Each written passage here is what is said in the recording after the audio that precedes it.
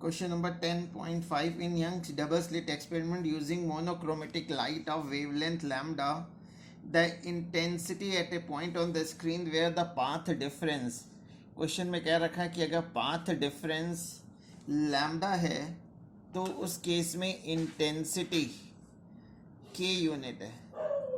Then what is the intensity आपको calculate करनी है if the path difference is lambda by 3.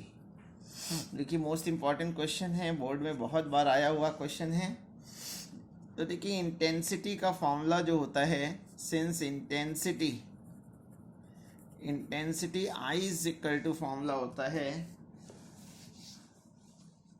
4I0 cos square phi upon 2. ये intensity का formula है. तो if delta x is equal to lambda, then by the formula delta phi is equal to 2 pi by lambda into delta x. इसमें मैं अगर delta x की value रख दूं लैम्डा, तो डेल्टा फाई की वैल्यू आ गई 2 पाई आ जाएगी.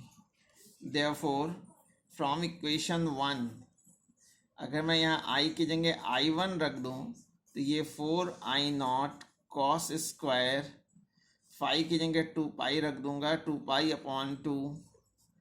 तो ये 4I0 कॉस पाई की वैल्यू -1 होती है, स्क्वायर है तो ये +1 हो जाएगा.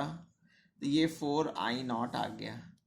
और I1 की वैल्यू क्वेश्चन में k दे रखी है, यानी 4I0 की वैल्यू k के इक्वल आ गई. अब path difference, when path difference is lambda by 3, then phase difference हो जाएगा 2 pi by lambda into lambda by 3. तो ये आ गया 2 पाई बाई 3.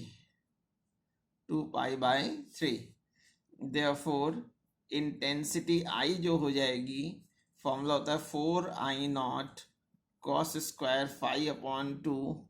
इसमें ये फाई की वैल्यू 2 पाई बाई 3 अगर मैं रख दूं, कॉस स्क्वायर पाई बाई 3 आ जाएगा. 4I0 की वैल्यू है k, और cos पाई बाई 3 यानी cos 60 की वैल्यू होती है 1/2. स्क्वायर करेंगे तो 1/4 हो जाएगा. तो ये आ गया इंटेंसिटी k/4.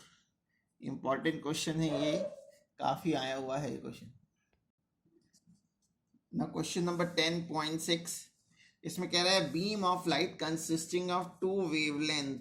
आपको बीम ऑफ लाइट बता रखा है कि उसमें 2 वेवलेंथ हैं, एक 650 नैनोमीटर की, तो मैंने इसको मीटर में चेंज कर लिया, और दूसरे की वेवलेंथ है 520 नैनोमीटर, तो इसको भी मैंने 10⁻⁹ से मल्टीप्लाई करके मीटर में चेंज कर लिया है. Find the distance of the third number की ब्राइट फ्रिंज निकालना है from the central maxima for 650 nanometre, यानी लैम्डा 1 के लिए x1 निकालना है. ठीक है. डिस्टेंस बिटवीन द स्लिट्स आपको गिवन है कि 4 मिलीमीटर है, उसको मैंने मीटर में चेंज किया, और distance between the slit and the screen is 1.2 metre. For bright fringe के लिए जो फॉर्मूला होता है, ब्राइट फ्रिंज के लिए फॉर्मूला जो हो जाएगा md लैम्डा बाई d.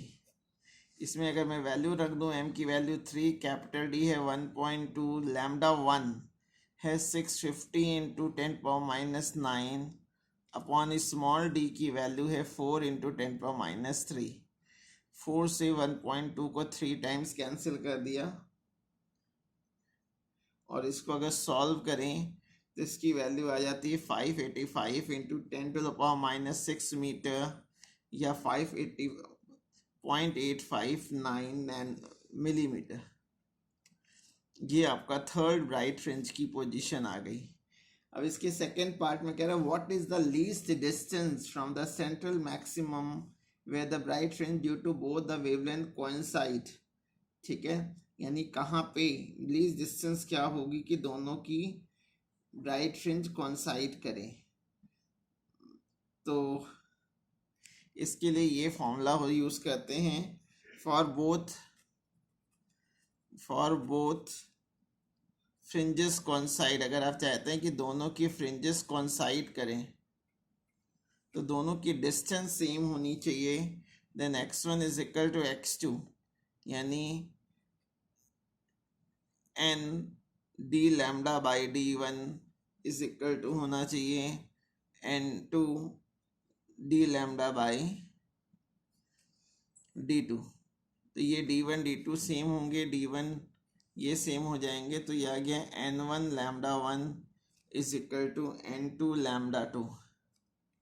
इससे अगर मैं n1 बाई n2 की अगर वैल्यू निकाल लूँ तो ये आ जाएगा लैम्डा 2 बाई लैम्डा 1। लैम्डा 2 है 520 और लैम्डा 1 है 650, यानी 4:5 आ जाएगा, 4:5 आ जाएगा। इसका मतलब ये हुआ कि फोर्थ ब्राइट फ्रिंज लैम्डा 2 की और फिफ्थ ब्राइट फ्रिंज लैम्डा 1 की आपस में कॉन्साइड करेंगी। ठीक है, तो हम फोर्थ ब्राइट फ्रिंज में लैम्डा 2 की निकाल ले रहा हूँ, वही डिस्टेंस हो जाएगा। देयरफॉर डिस्टेंस, तो फोर्थ ब्राइट फ्रिंज की डिस्टेंस निकाल ले रहा हूँ x2 के लिए। M D lambda by D होता है md लैम्डा 2 बाई डी। इस फॉर्मूले में बस वैल्यू रख देंगे और आंसर आ जाएगा।